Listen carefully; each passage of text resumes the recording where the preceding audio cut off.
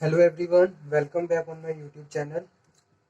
Indian economy में आज के लेक्चर में हम लोग डिस्कशन करेंगे various steps taken by government of India for industrial development. ठीक है, यानी कि इंडस्ट्रीज को डेवलपमेंट करने के लिए गवर्नमेंट ने कौन कौन से इनिशिएटिव्स लिए, ये टॉपिक हम आज के सेशन में डिस्कस करने जा रहे हैं। ऑलरेडी हम ये टॉपिक डिस्कस कर चुके हैं। अगर आपको कोई डाउट हो, कोई क्वेरी हो, तो आप दोबारा से डिस्कशन कर सकते हो। ठीक है, सो लेट्स कवर। तो ये टॉपिक हमने स्टार्ट किया था, इसके मेन टॉपिक जो कि है large scale industries. Last lecture में हमने लार्ज स्केल इंडस्ट्रीज के बारे में डिस्कशन किया था। सो आई होप आपने वो लेक्चर भी अटेंड किया होगा, पढ़ लिया होगा। कोई डाउट हो तो आप दोबारा से डिस्कशन कर सकते हो। ठीक है,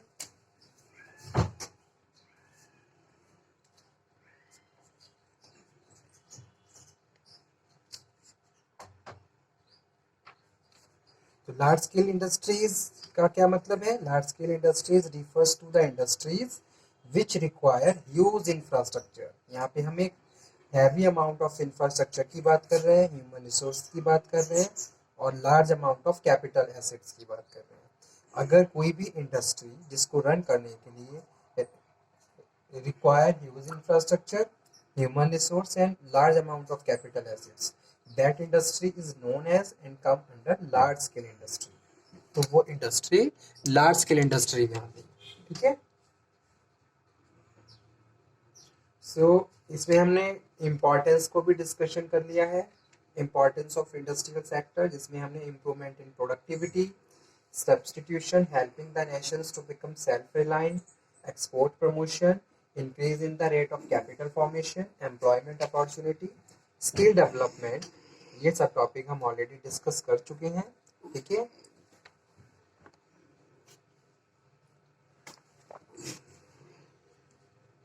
तो आ जाइए मेन सेशन पे, मेन टॉपिक पे, जो कि है, एक मिनट कैमरे की सेटिंग थोड़ा सही करें।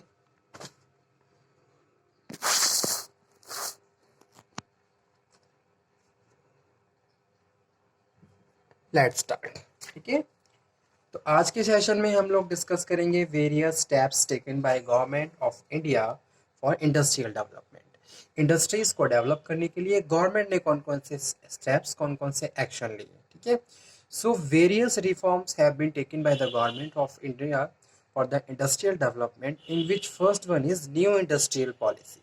सबसे पहले क्या किया गया? एक नई इंडस्ट्री पॉलिसी को फॉर्मुलेट किया गया और उस पॉलिसी को बेटर तरीके से इम्प्लीमेंट किया गया।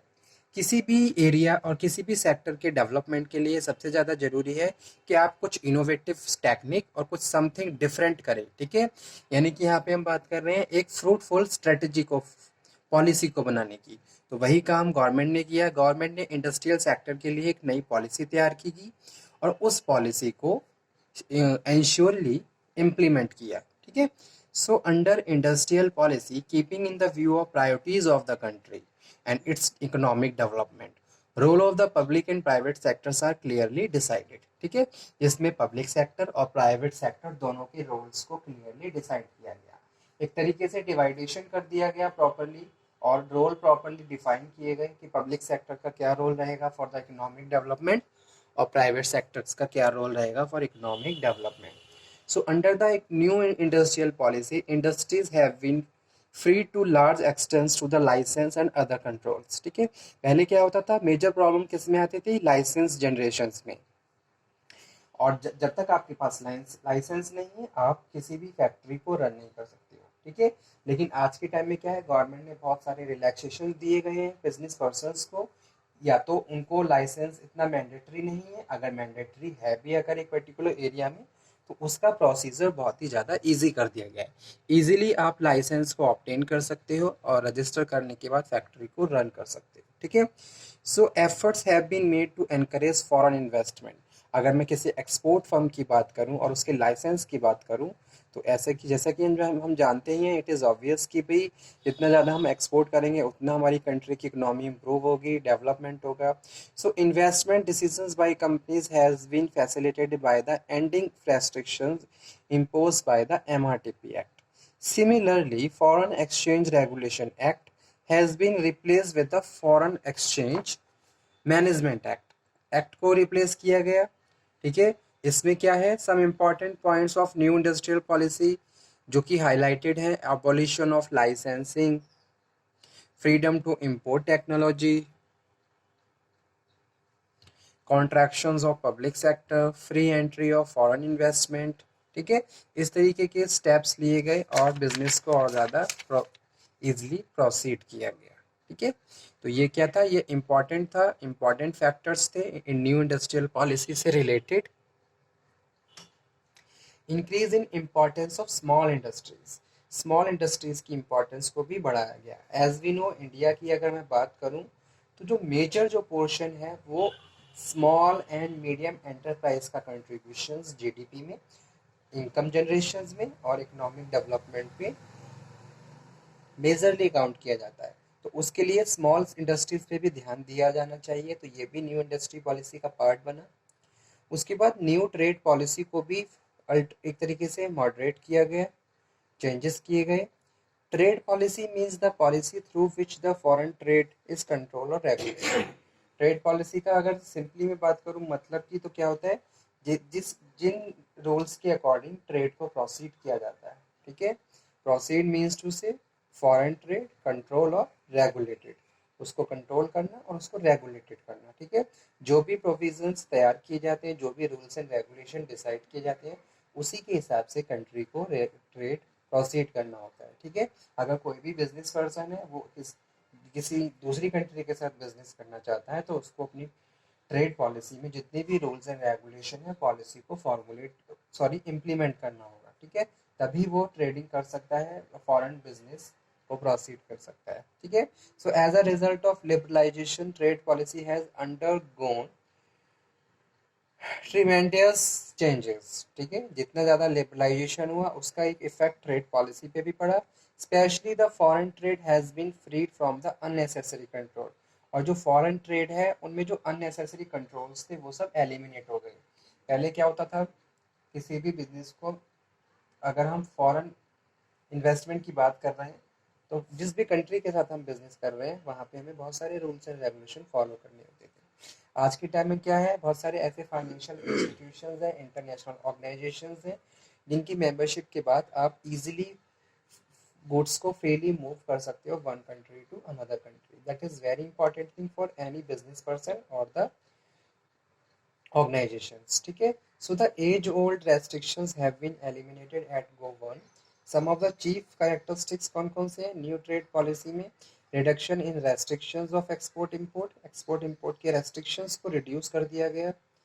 बहुत सारे ऐसे बैरियर्स थे जिनको हटाया गया ताकि इजीली ट्रेडिंग की जा सके और गुड्स को फ्लो मूव किया जा सके one place to another.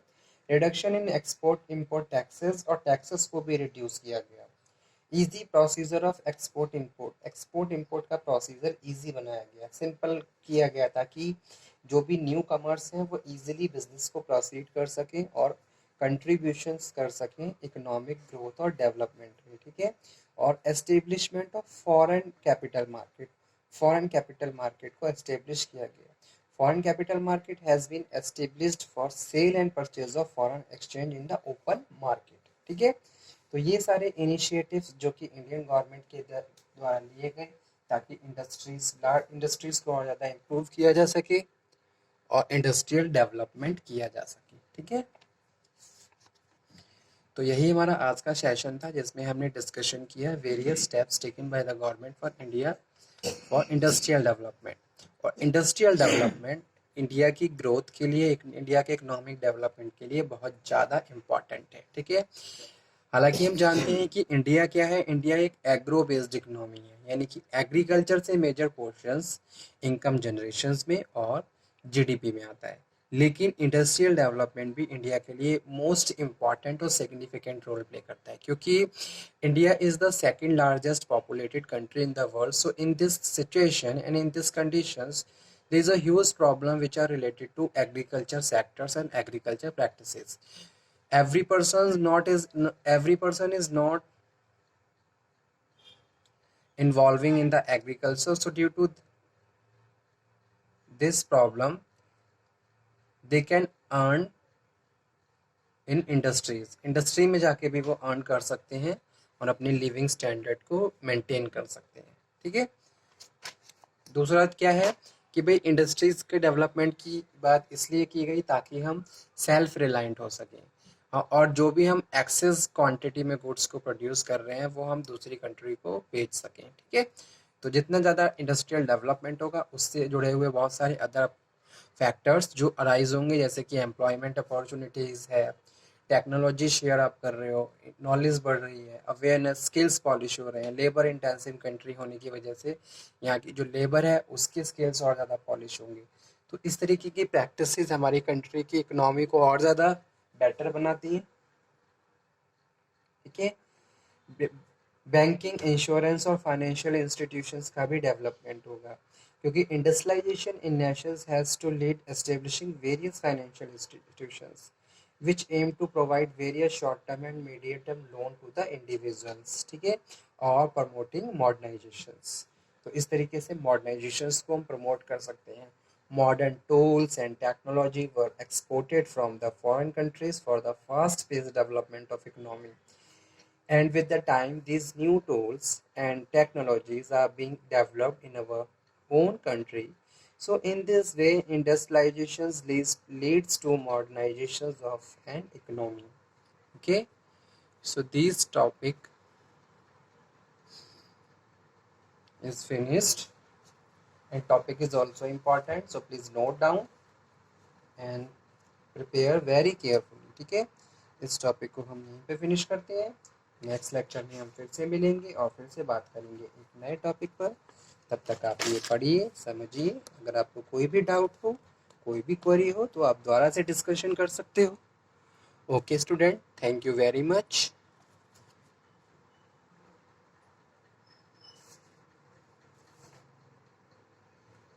Thank you.